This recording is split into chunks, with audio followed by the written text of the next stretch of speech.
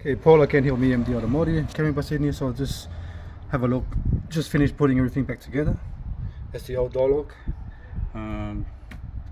This one's missing from before. Someone done probably something, but not sure what they've done.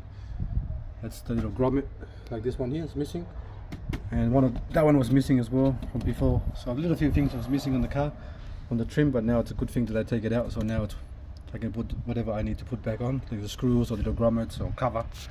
Got some spare ones anyway. Let's have a look at the actual window. So see, now the window can be shut. See how it doesn't, see that? Now the window is dropped. Now I can shut the window again.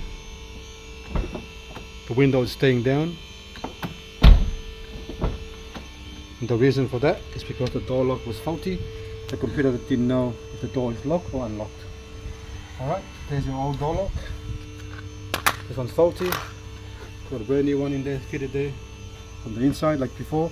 Sorry about the other video, my battery died and that's it. That's what happened, so I had to charge my phone. But you got to remove a few things out, airbag and the bracket inside here, the gold bracket. Show you what I mean. The gold bracket there is got to come off as well.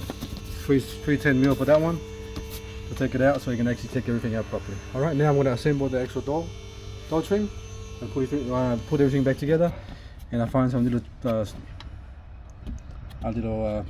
clips to clip that on to the door and other stuff as well.